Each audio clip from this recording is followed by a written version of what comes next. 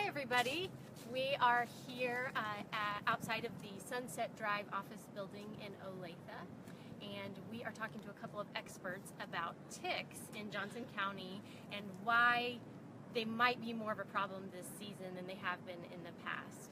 So first, let's talk to Rick Miller, and if you have any questions at any point, please feel free to write your question in the comments and we'll try to get that addressed. So Rick Miller, he's with Johnson County K-State Research and Extension, and he is a little bit of an expert on ticks.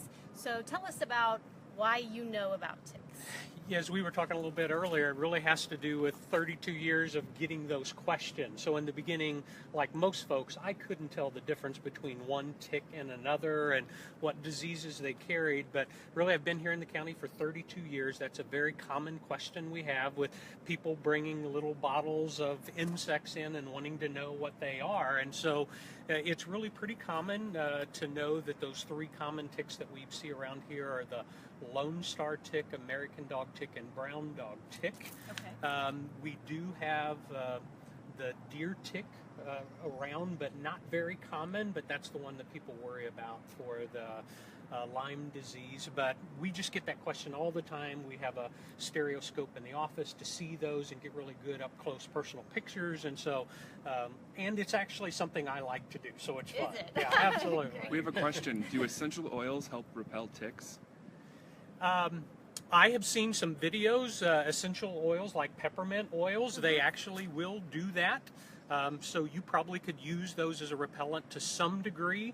CDC still doesn't recommend those over the more common ones like the DEET-based products, picaridin, oil of lemon eucalyptus. Those still work really, really well.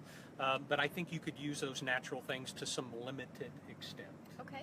So why are we experiencing more ticks this season in particular, and what indicators tell you that that's the case? Great question. So around here, we've had two really mild winters, and one of the challenges or things we talk about is if you don't have really long, hard killing frost, probably insect populations of all kinds are able to overwinter and survive that, so they start out the spring stronger. There's more of them around, and then if you have a good growing season, they breed and mate and reproduce, and you end up with big populations later on because of that. Also for ticks, we're really not their primary host. They're out there looking to jump on deer and rabbits and mice and other kinds of rodents or mammals, and so the winter makes it easier for them, and so more of them survive over the winter time, so that the ticks are surviving and growing over that winter time, early spring, and then start the year off stronger. And so because of 2 years in a row with that now, I think the tick populations are really just exploding and getting off to a jump start. It's kind of like starting a race and they're already halfway down the finish line. Okay. Yeah. And you are able to show us a little evidence yeah, of that, right? I thought it would be kind of fun to do a show and tell. So one trick to go out and tick collect is just to take a white sheet or something, rub that along shrubbery, which is where they're at. They're going to be in the taller grasses or shrubs. So as you look down this trail, you're probably safe in the middle of the trail, but when you start rubbing along that vegetation,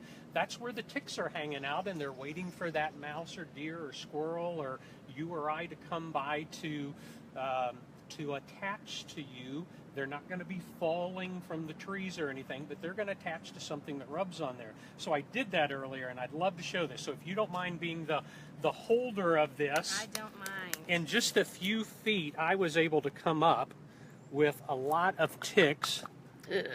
There's about a half dozen there that are crawling around. Oh, they're so gross. And I don't know if it'll pick up, but if you see a little bitty white dot on the back of those, that's our common Lone Star tick. That's actually the female, and that's a really good way to identify her, is because of that little white dot. But just imagine all these guys waiting on the sidelines for you to brush up against them. They're going to latch onto you, immediately start crawling up legs and arms and wherever they can find a spot to attach. And then they're looking for that blood feeding to be able to start their diet. We have a question. Is there anything that you can give your dogs that's natural to repel ticks? You know, I've heard for humans that garlic is a good way to do that. I don't know if garlic is safe for dogs or not, and honestly, I don't know how effective that is, but I'd say check with your local veterinarian and see what they have to say with that. All right, great. Okay. So really to avoid kind of the danger zones or the worst areas, if someone's walking on a trail, stay in the middle. Stay in the Anything else? middle, use your spray that has DEET in it. We talk about having 20% higher DEET in the product. There's another active ingredient called picaridin that works really good. And then this one happens to have oil of lemon eucalyptus. That's an effective product as well. So kind of spray yourself down really well. So if they're walking on the path and you're standing there for a while and they start up the shoe or the sandal and work their way up, they're going to be repelled by that. Well, hopefully we're not getting any Yeah, as we stand absolutely. right We're on the here. gravel. I think we're good. Well, thank you. All right, Rick. very Really good. appreciate it. So Rick mentioned the curling up their clothing. Yeah. You can treat your clothing with a product called permethrin, and that will repel them from even attaching to your clothing. So another good idea, especially if you're going to do a lot of activity out in potentially tick-infested areas. We have another question. Great. What's the best way to remove a tick once you find one on you? So really, once it's attached, take tweezers and pull gently to extract its head from your body is the best way. Okay, great. And this is Lugene Marsh. She is the director of our Department of Health and Environment. And maybe you can talk a little bit about what the Department of Health and Environment's role is as far as tick-borne illness goes. Sure.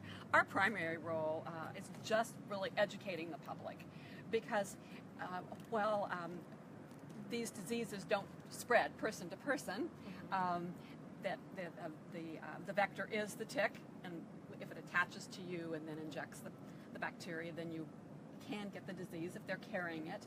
So really education of the public about how to prevent them, what the symptoms are that you might consider if you've had a tick attached to you. What are those? So fever and chills, fatigue and muscle ache, sometimes a rash with some specific tick-borne diseases.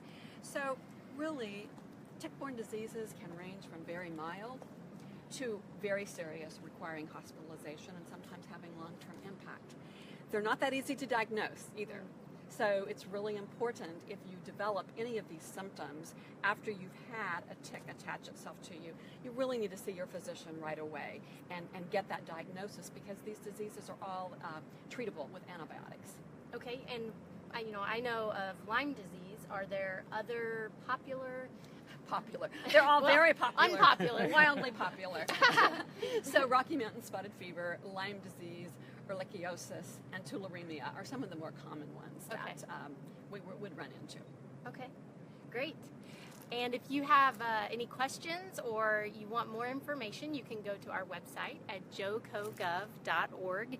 There's a story on our homepage. You can click on that, and it even has Rick's contact information if you want to submit a photo that you might take of a tick to find out what kind it is. And just want to say thank you to our subject matter experts, Rick and Lugene, for joining us today, and thank you for tuning in.